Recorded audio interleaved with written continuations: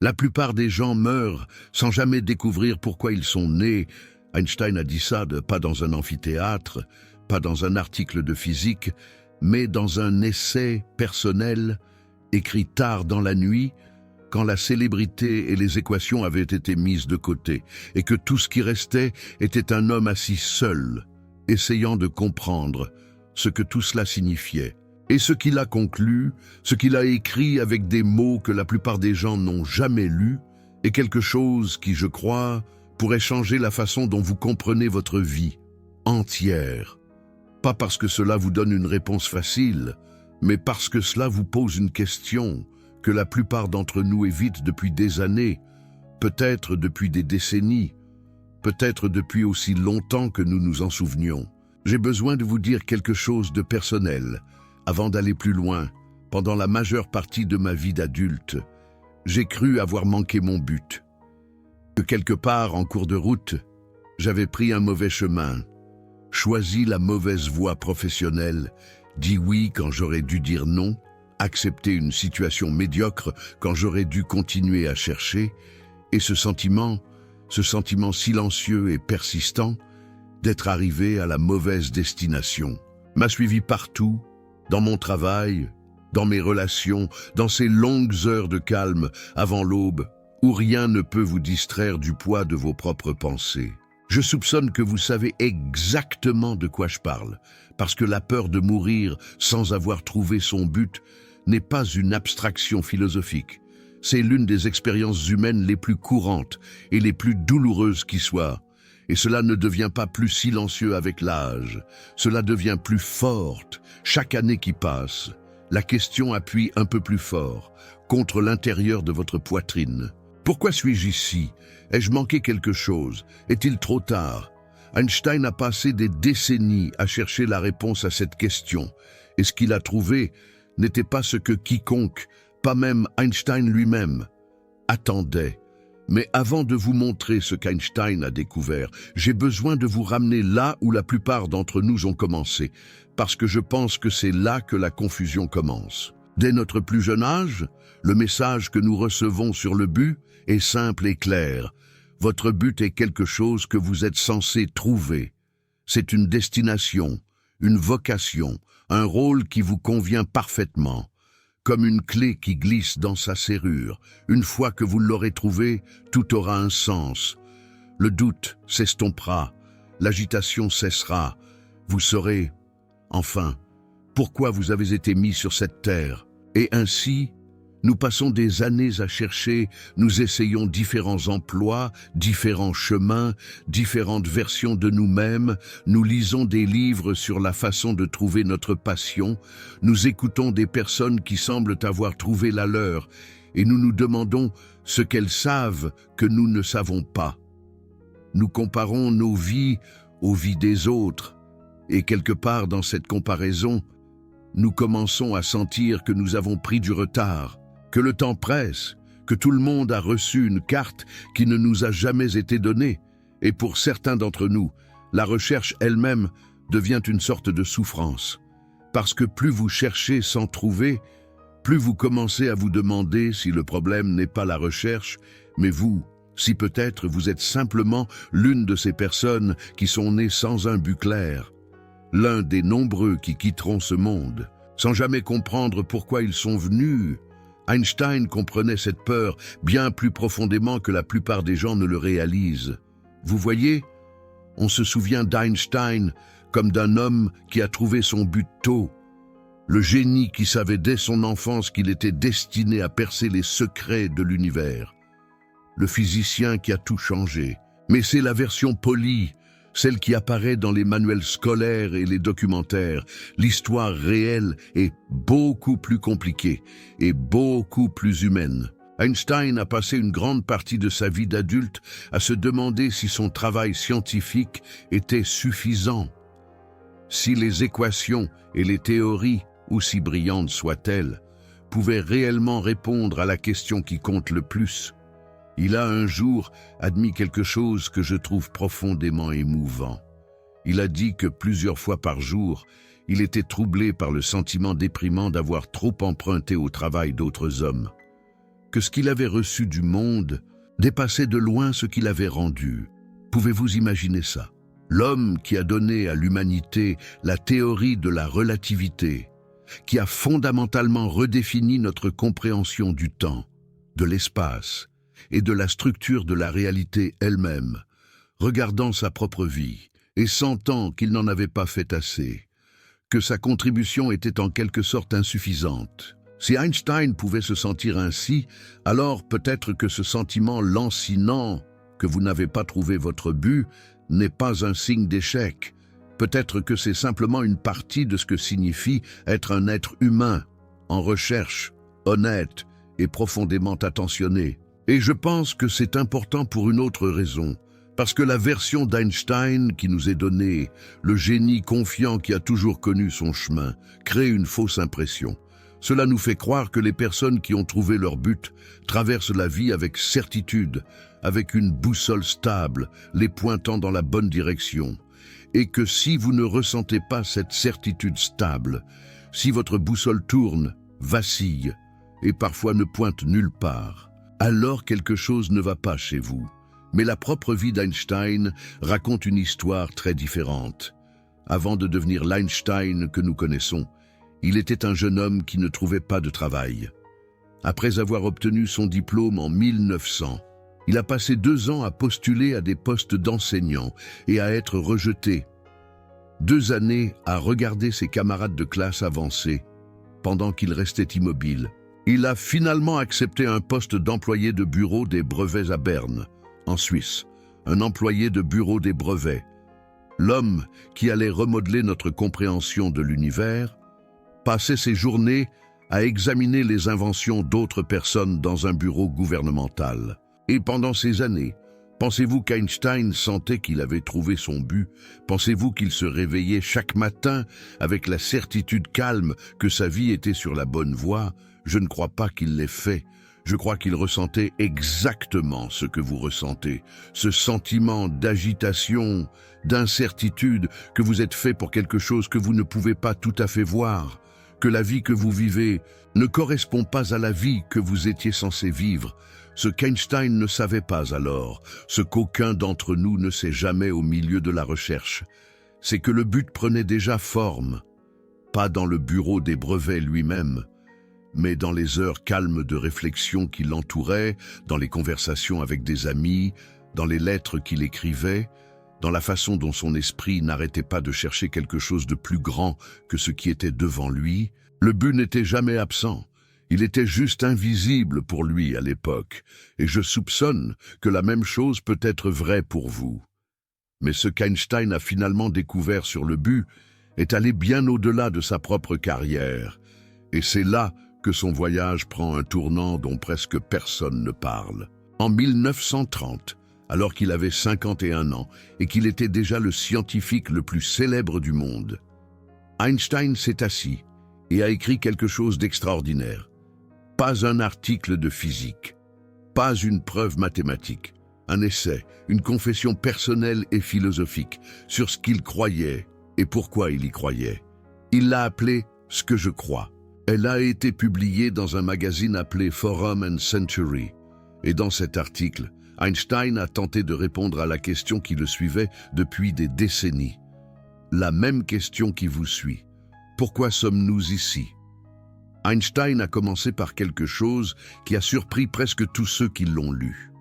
Il a écrit que se pencher sans fin sur la raison de sa propre existence, ou sur le sens de la vie en général, lui semblait, d'un point de vue objectif, être pure folie. J'ai besoin que vous l'entendiez à nouveau. Albert Einstein, l'un des plus grands penseurs de l'histoire de notre espèce, a qualifié la recherche incessante du sens de la vie de pure folie, pas parce que la question est triviale, pas parce que cela n'a pas d'importance, mais parce que, selon Einstein, nous l'avons posée de la mauvaise façon. Et ensuite, il a dit quelque chose qui a tout changé pour moi, quelque chose que je veux que vous gardiez avec vous longtemps après que ce soit terminé. Il a écrit, du point de vue de la vie quotidienne, il y a une chose que nous savons, c'est que l'homme est ici pour le bien des autres hommes. surtout pour ceux dont le sourire et le bien-être dépendent de notre propre bonheur, et aussi pour les innombrables âmes inconnues dont le destin est lié au nôtre par un lien de sympathie. S'il vous plaît, restez avec ça un instant. Laissez ces mots respirer. Einstein, l'homme qui aurait pu dire que son but était de décoder les lois de l'univers, qui aurait pu pointer son prix Nobel ou ses équations comme preuve qu'il avait vécu une vie significative, a regardé au-delà de tout cela, chaque récompense, chaque découverte, chaque standing ovation, et a dit que la raison pour laquelle nous sommes ici, le but réel de l'existence humaine, c'est les autres. Pas la réussite, pas l'héritage, pas le titre sur votre carte de visite ou les réalisations accrochées à votre mur, pas ce que vous faites pour gagner votre vie, ni la réputation que vous avez construite au cours d'une vie d'efforts. Les autres, ceux qui sourient quand ils vous voient, ceux dont les fardeaux sont discrètement, invisiblement allégés par votre présence, ceux dont le destin est lié au vôtre par quelque chose de plus profond que les circonstances. Quand j'ai vraiment absorbé ce qu'Einstein disait, j'ai ressenti quelque chose que je n'avais pas ressenti depuis très longtemps. Un soulagement, un immense, accablant soulagement. Parce que pour la première fois, quelqu'un que je respectais me disait que le but n'est pas un trésor enterré au bout d'une longue et épuisante quête. Ce n'est pas un secret attendant d'être déverrouillé par la bonne carrière ou le bon moment d'inspiration. Le but est quelque chose que vous vivez chaque jour, dans chaque interaction, dans chaque petit, discret acte de gentillesse, d'attention, de véritable souci pour un autre être humain. Et Einstein ne s'est pas arrêté là. Il a poussé plus loin. Il a continué à écrire que plusieurs fois par jour. Il réalisait combien sa propre vie, tant ses circonstances extérieures que son monde intérieur, étaient construites sur le travail de ses semblables, vivants et morts, et qu'il sentait qu'il devait se donner à fond afin de rendre autant qu'il avait reçu. C'est Einstein qui parle, le plus grand physicien du XXe siècle, disant que sa vie, son but, son sens, n'avait de sens qu'en relation avec ce qu'il pouvait donner aux autres, que toutes les équations, toutes les découvertes, toute la gloire et la reconnaissance ne signifiaient rien à moins qu'elles ne servent quelque chose au-delà de lui-même. Et c'est ici que le véritable changement se produit. Celui qui a tout changé de ce que je pensais comprendre sur la raison pour laquelle nous sommes nés. On nous a enseigné que le but est à propos de nous, à propos de la découverte de notre vocation unique, à propos de la découverte de ce qui nous rend spéciaux, à propos de la réponse à la question « Qu'est-ce que je suis venu faire ici ?» Mais Einstein a complètement renversé cette question. Il n'a pas demandé ce qu'il était venu faire ici. Il a demandé pour qui il était ici. Et ce simple changement, cette simple mais profonde inversion du quoi au qui, de soi aux autres, change tout. Parce que lorsque votre but est défini par ce que vous faites, il peut vous être enlevé, une carrière peut se terminer, un corps peut faiblir. Ce dans quoi vous étiez le meilleur peut devenir impossible. Et si votre sens de la signification était attaché à l'une de ces choses, alors, quand elles disparaissent, que vous reste-t-il? Un vide qui ressemble à la preuve que votre vie n'a plus d'importance. Mais quand votre but est de savoir qui vous servez, de savoir les personnes dont les vies sont touchées par votre existence, par votre présence, votre gentillesse, votre attention, votre amour, alors rien ne peut vous l'enlever, ni l'âge, ni la maladie, ni la retraite, ni le sentiment que vous n'avez jamais accompli quelque chose que le monde considérerait comme remarquable. Ma grand-mère, Germaine, a compris cela bien avant moi. Elle n'a jamais fait le tour du monde. Elle n'a jamais bâti une entreprise, ni écrit un livre, ni apparu à la télévision. Elle a passé la majeure partie de sa vie dans la même petite ville où elle est née. Elle n'avait pas de diplôme, pas de récompense, pas de reconnaissance publique d'aucune sorte. Selon les normes que le monde utilise pour mesurer une vie, elle a très peu accompli. Et pourtant, quand elle est morte, plus de gens sont venus lui dire au revoir que je n'en ai vu à aucun autre événement de toute ma vie. des gens que je n'avais jamais rencontrés, des gens de tous les coins de la communauté, des gens qui pleuraient comme s'ils avaient perdu un membre de leur propre famille, parce qu'elle avait passé des décennies à faire quelque chose qu'Einstein aurait reconnu instantanément comme la forme la plus profonde de but. Elle prêtait attention aux gens. Elle se souvenait de leurs noms, de leurs enfants, de leurs luttes, de leurs petites victoires. Elle leur faisait sentir qu'ils étaient vus dans un monde qui passe constamment à côté d'eux. Elle n'a jamais cherché son but. Elle l'a vécu, chaque jour, sans même savoir qu'elle le faisait. Et quand je pense à elle maintenant, à travers le prisme de ce qu'Einstein a écrit, je comprends quelque chose qui m'a échappé pendant des années. Ma grand-mère, Germaine, n'est pas morte sans connaître son but.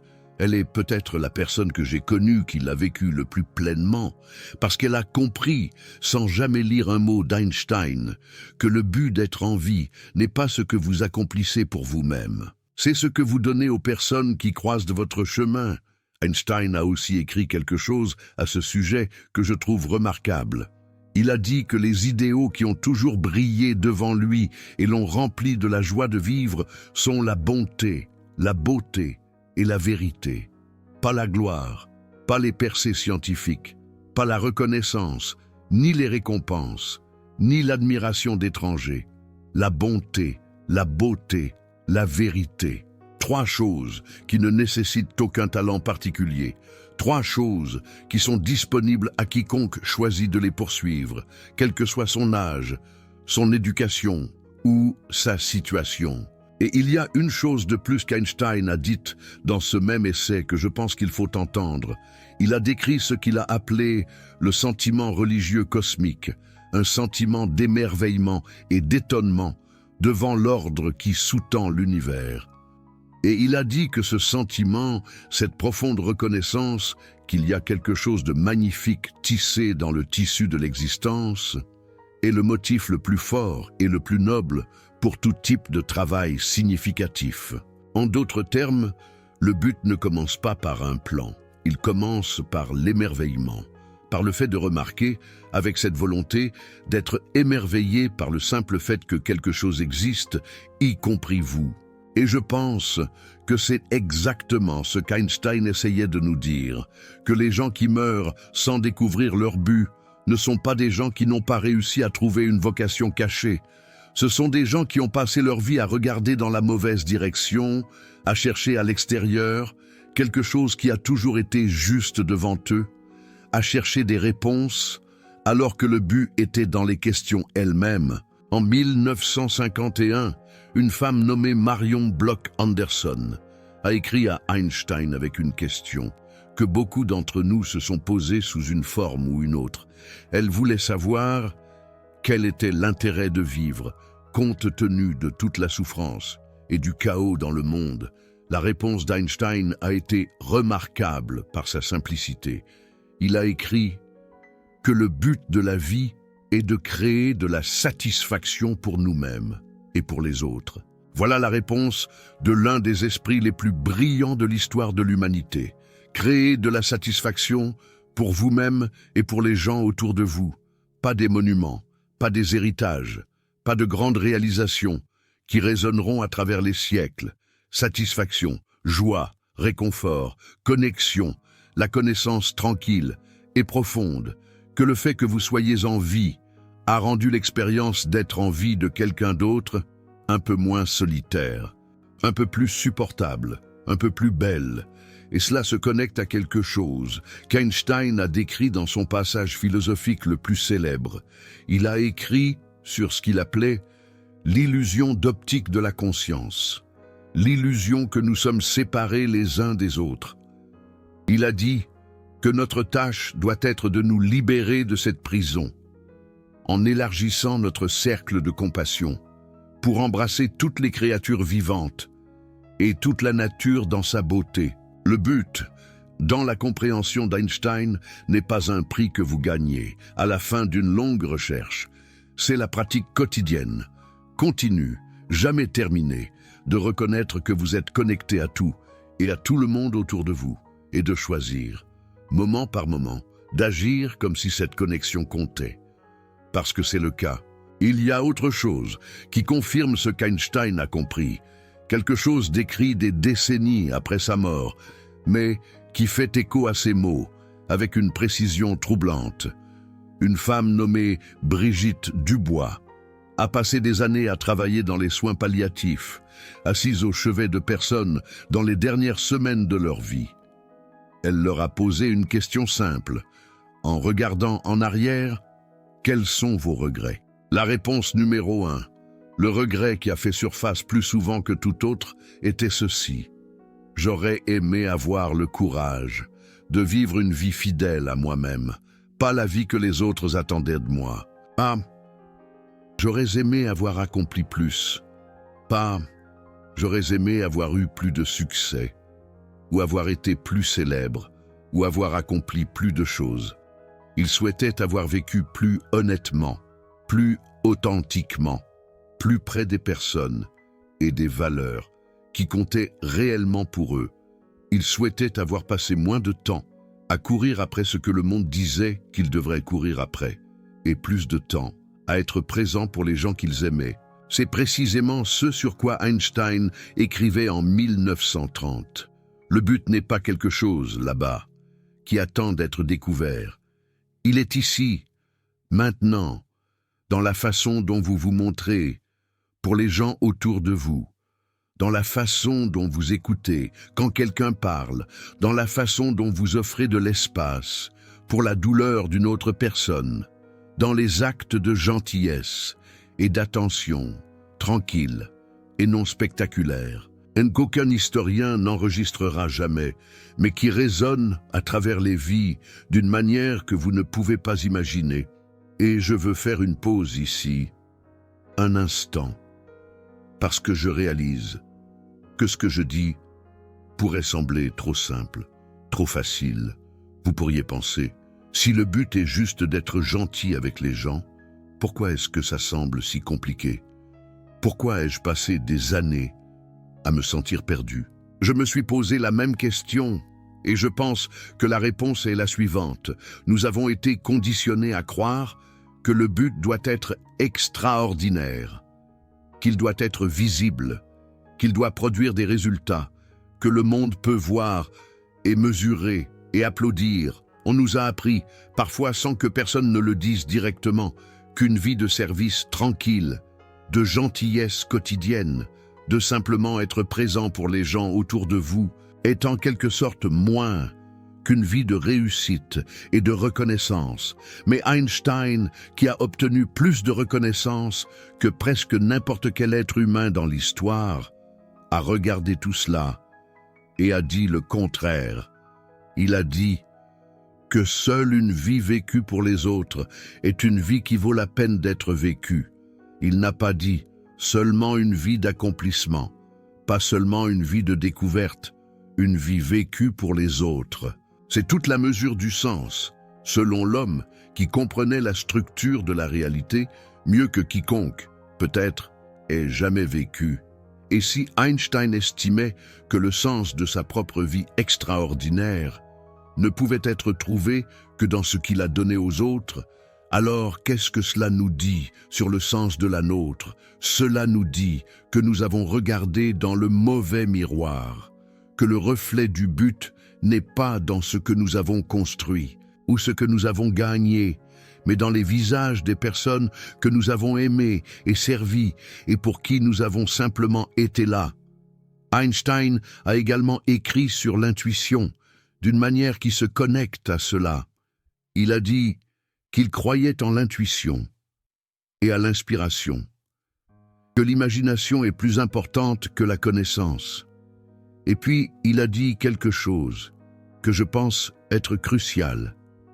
Il a dit que l'intuition dit à l'homme son but dans cette vie, pas la logique, pas la planification, pas l'orientation professionnelle, l'intuition, cette voix intérieure tranquille qui sait ce qui compte, avant que votre esprit ne puisse expliquer pourquoi, celle qui vous attire vers certaines personnes, certains moments, certains actes de gentillesse qui semblent petits mais portent un poids, que vous ne pouvez pas pleinement comprendre. Peut-être que votre intuition vous a dit votre but depuis le début. Peut-être que chaque fois que vous vous êtes senti attiré pour aider quelqu'un, chaque fois que vous êtes resté quand il aurait été plus facile de partir, chaque fois que votre cœur a souffert pour la douleur d'un étranger, ce n'était pas une distraction de votre but, c'était votre but qui vous parlait, dans la seule langue qu'il connaît.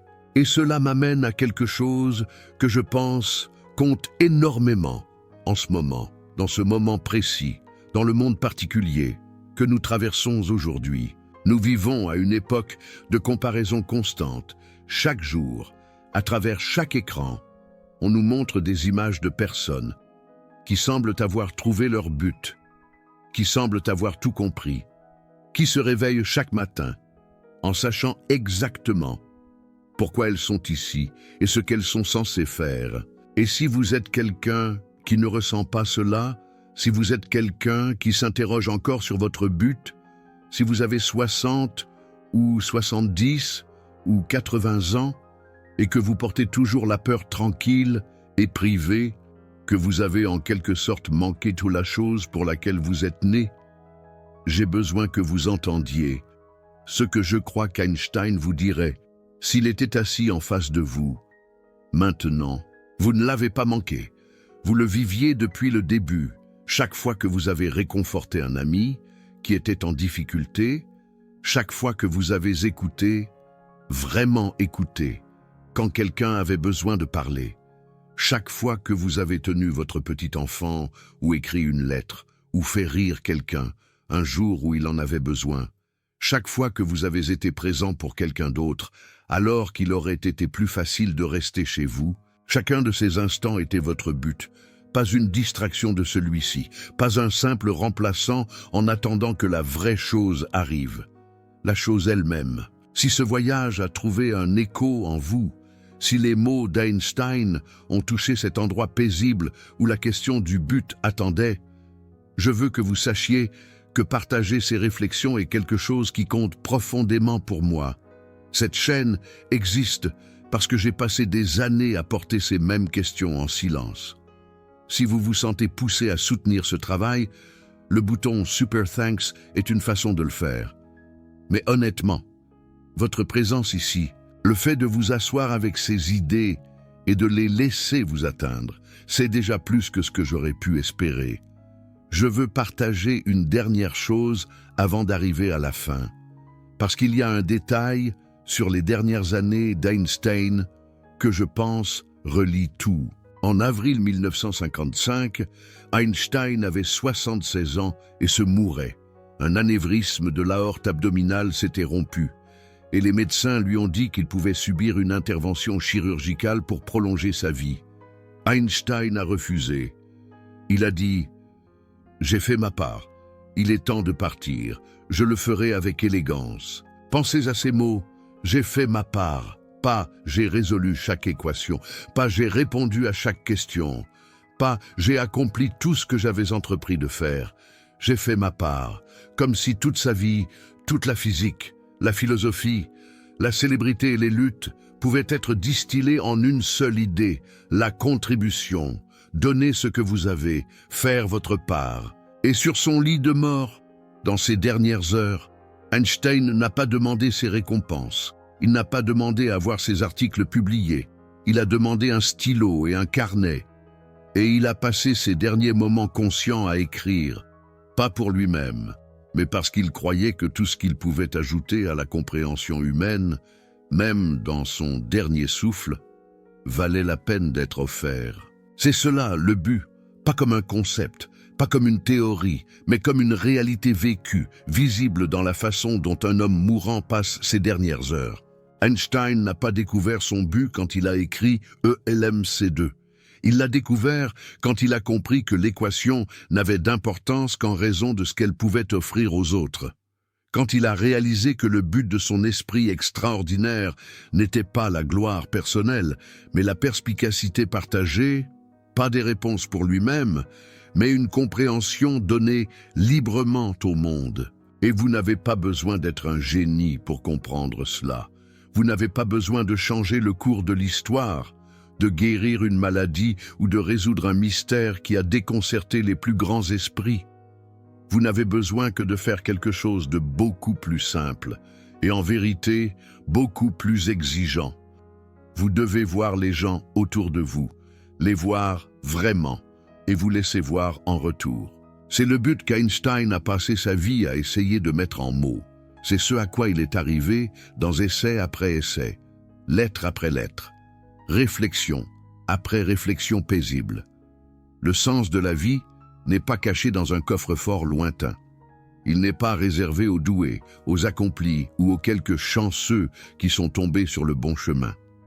Il est présent dans chaque acte de connexion authentique, chaque moment d'attention réelle. Chaque fois que vous regardez au-delà de l'illusion de la séparation et que vous vous reconnaissez dans les yeux d'une autre personne, vous avez encore le temps, que vous ayez 40, 70 ou 90 ans.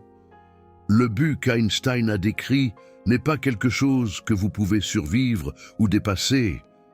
Il est à votre disposition en ce moment. Dans la prochaine conversation que vous aurez, dans la prochaine personne qui a besoin d'être entendue, dans la prochaine occasion de vous montrer, non pas comme quelqu'un qui cherche un sens, mais comme quelqu'un qui est le sens. Parce que c'est ce qu'Einstein a compris, après toutes les équations, toute la célébrité et toutes les années d'errance. Le but de votre vie n'est pas une destination, c'est une direction. Et la direction, toujours, est vers les autres. Avez-vous déjà porté cette peur silencieuse de mourir sans savoir pourquoi vous êtes né? Avez-vous passé des années à vous demander si vous êtes passé à côté de votre but? Je veux vous entendre. Dites-le moi dans les commentaires. Pas parce que j'ai la réponse parfaite. Personne ne l'a. Mais parce qu'Einstein avait raison sur une chose par-dessus tout. Nous sommes ici les uns pour les autres. Et parfois, juste entendre cela, juste savoir que quelqu'un d'autre porte la même question, suffit à nous rappeler que nous n'avons jamais été vraiment perdus.